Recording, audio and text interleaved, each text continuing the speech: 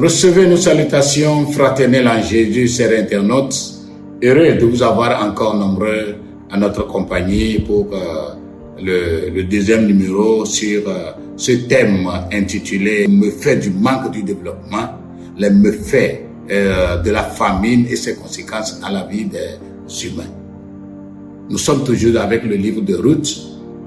Nous avons planté le décor pour vous dire que si nous ne sommes pas engagés dans le développement, la famine nous donne une nouvelle trajectoire.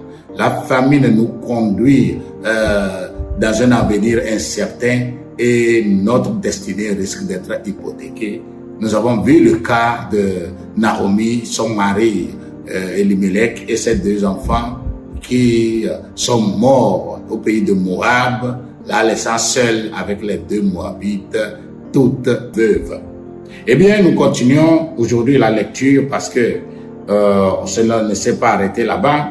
La parole de Dieu dit qu'ils habitèrent là-bas environ 10 ans. Et Malchon et Kilchon moururent aussi, tous les deux. Et Naomi est restée privée de ses deux enfants et de son mari. Et qu'est-ce qui s'est passé au verset 6?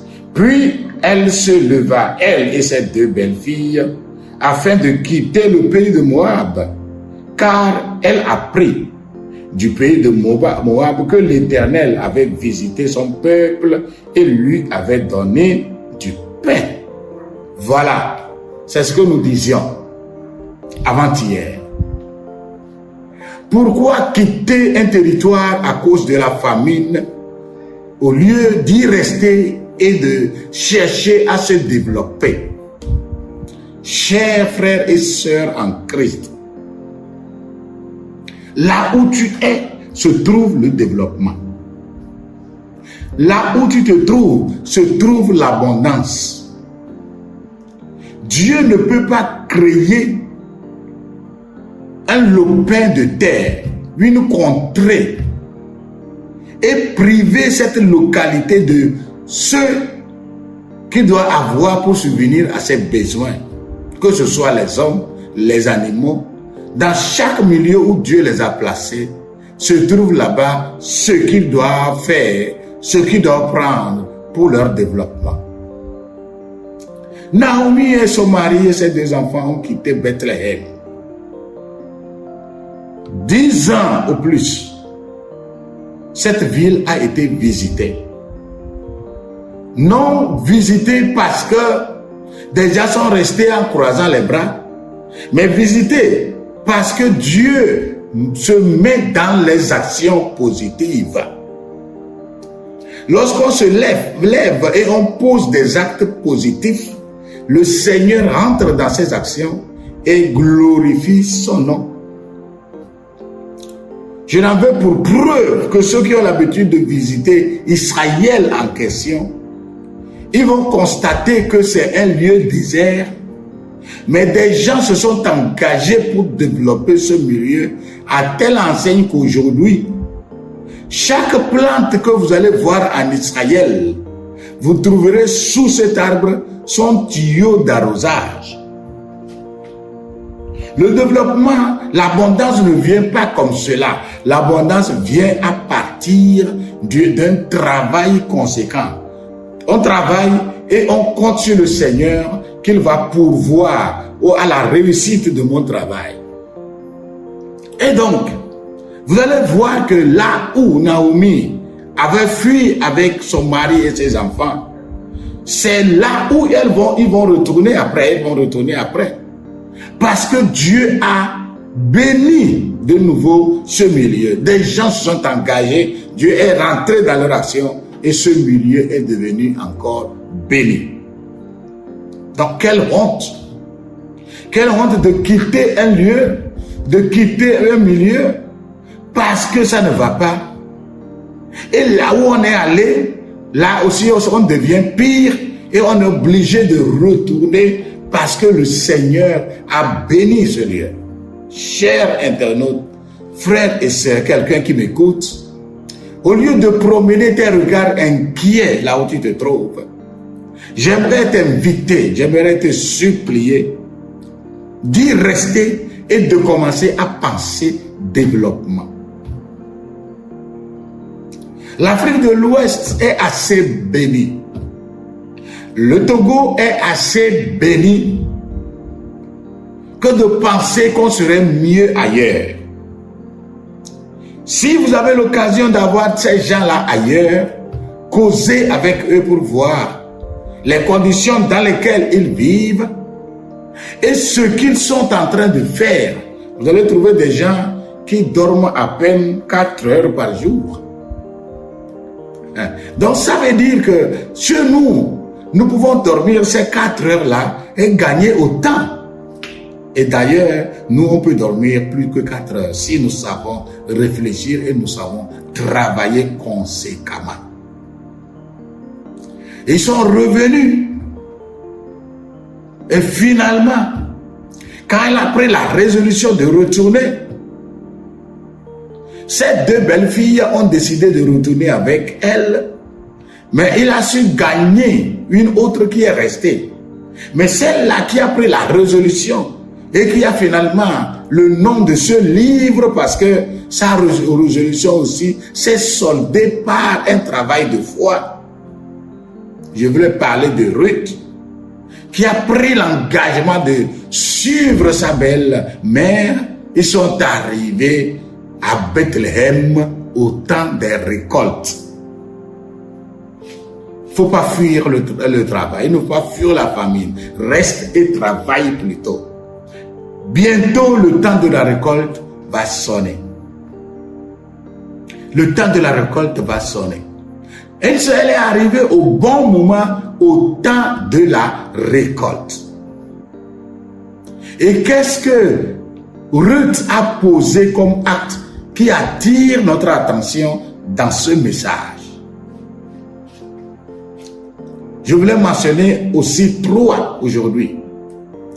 D'abord, sa résolution de s'accrocher à sa belle-mère devenue amère. Parce que quand elle est arrivée, les consoeurs qui la connaissaient quand elle partait, l'a revue et l'a reconnue. Mais l'a reconnue dans un état misérable. Et elle se posait la question, qu'est-ce qui est arrivé à Naomi? Pourquoi elle revient chétive? Pourquoi elle revient plus vieille que nous, alors que nous sommes de la même promotion? Elle dit, ne m'appelez pas Naomi, appelez-moi Mara, parce que la nature s'est tournée contre moi. Oui, vous allez trouver des gens aujourd'hui qui pensent que c'est la nature qui s'est tournée mal contre eux, alors que c'est eux-mêmes qui ont fait un mauvais choix du départ. Il n'y a rien de gratuit sur le soleil. Il n'y a rien de facile sur le soleil. Le soleil brûle, mais des gens sont restés et qui bravent ce soleil. Elles sont restées. Ses consoeurs, là-bas à Bethléem, elle est allée, elle est revenue. Maintenant, on se pose la question, que s'est-il passé avec elle? Elle dit, la nature s'est tournée contre moi. La nature m'a jugé. La nature m'a jeté de sort. Appelez-moi Mara.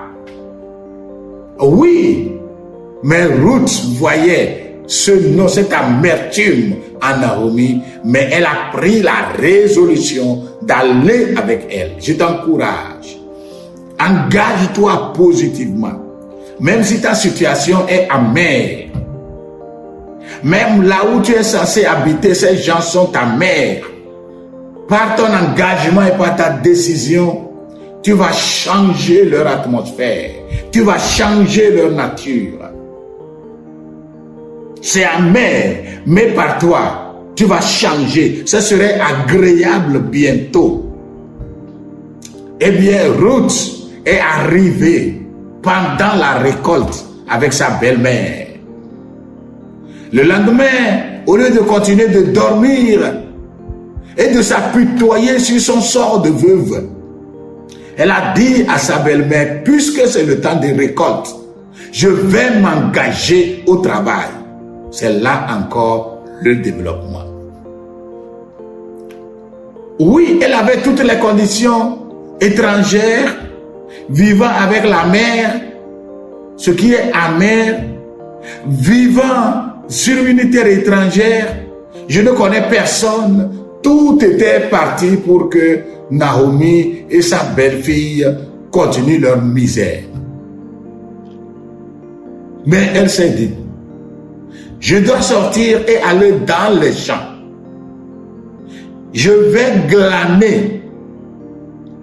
Celui qui me laisse glaner, je glanerai et je trouverai à manger. Comment t'engages-tu dans le développement pour ton bien-être? La première leçon que nous tirons, c'est que Naomi est restée accrochée à sa belle-mère amère, qui est devenue amère. La deuxième leçon, c'est sa décision de changer sa condition de vie. Elle ne va pas rester dans l'état de famine, mais elle va sortir et poser des actes de glanage. C'est le développement, c'est le travail. Alléluia. J'aimerais t'inviter à comprendre que pour changer ton sort, il te faut ton engagement, il te faut ta décision. Engage-toi et décide-toi. Encore une fois, je vous rappelle que Ruth était une païenne, mais elle est arrivée à Bethléem, elle connaît la loi du glanage, comme quoi on peut glaner dans un champ d'Israélites, et ce dernier te laissera glaner, 1, parce que tu es étranger, 2, parce que tu es veuve. Elle connaissait cette loi, et elle ne s'est pas laissée supplier, d'abord avant de s'engager. Tu connais, mon frère et ma soeur, que croiser les bras ne changera rien à ta condition. Mais tu es un enfant de Dieu. Tu dois réussir ta vie. Tu dois continuer de vivre aisément, selon la règle de l'art, en honorant Dieu. Pas comme un faux, pas comme un prostitué, pas comme un voleur, pas comme un paresseux. Mais tu dois vivre à partir du dur labeur, à partir d'un engagement conséquent. Ruth est sortie pour glaner. Je t'invite au glanage. Prends la résolution de commencer à glaner. Toi qui as fini tes études, va dans les rues, va dans les magasins, sollicite des prestations de services, sollicite des soutiens, de l'aide, de l'assistance aux gens pour travailler, sollicite des bénévolats par-ci, par-là. Finalement, tu vas commencer à gagner et finalement, tu seras reconnu par ton travail et tu seras embauché. La troisième vérité qui te découle, n'est-ce pas, de cette deuxième partie de notre message, après la décision de rester avec ce qui est amer, après la décision de poser des actes de glanage, alléluia. La troisième leçon que nous tirons, c'est qu'elle a pris la résolution de faire du bien à sa belle-mère. La parole de Dieu dit qu'elle est arrivée dans un champ appartenant à un certain Boaz. Et ça fera l'objet de la troisième partie de notre enseignement sur le développement à travers le livre de Ruth. Elle a pris la résolution quand elle est arrivée dans le champ de Boaz. Ce qu'on lui a donné à manger, elle a réservé et elle a ramené, n'est-ce pas, le produit glané avec de la nourriture chaude à sa belle mère. Tu es une solution. Tu as la solution dans ta main.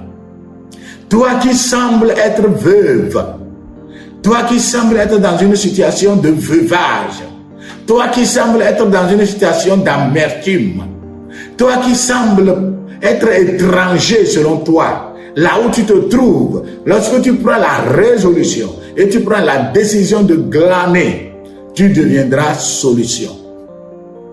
Je ne sais pas combien de jours Naomi est restée sans manger, mais ce jour-là, parce que Ruth est sortie pour aller glaner, elle est revenue pas seulement avec des épis crus, mais elle est revenue avec de la nourriture cuite pour sa belle-mère. Que Dieu te bénisse pour que tu sois une solution, pour que, à travers tes actions, tu pourvoies aux besoins des nécessiteux, aux besoins des laissés pour compte, aux besoins d'un vieillard, aux besoins d'un malheureux, aux besoins d'un amer. Tu vas changer sa condition de vie ce soir-là, cette nuit-là. Ruth, une Moabite, est devenue solution à une Bethlehemite qu'est Naomi. Elle est devenue sa solution. Et l'Écriture nous dit qu'elle a glané seulement dans le champ de Boaz jusqu'à la fin de la récolte. Jusqu'à la fin, n'est-ce pas, des moissons. Et ce qui en est suivi, nous verrons cela prochainement parce que c'est sur ta route de glanage que tu rencontreras ton Boaz. Ça, que Dieu nous bénisse. Nous allons nous arrêter ici pour aujourd'hui et nous allons prier pour que le Seigneur nous aide à avoir de bonnes décisions. Décision de rester avec notre amertume et de changer notre amertume de bonheur et de devenir solution. Dieu te bénisse. Grand Dieu, je bénis ton nom. Merci parce que quelqu'un m'a écouté avec intérêt et qui prend la résolution de revoir sa vie. Au lieu de s'apitoyer sur son sort, qu'il prenne la résolution de changer son environnement. Seigneur, bénis quelqu'un, manifeste ta gloire dans sa vie. Et bénis tous ceux qui nous suivent, dans le nom de Jésus. Amen. Continuez de nous appeler si vous avez des questions. Continuez de vous abonner, de faire abonner vos amis. Et que Dieu vous bénisse. Merci et à la prochaine.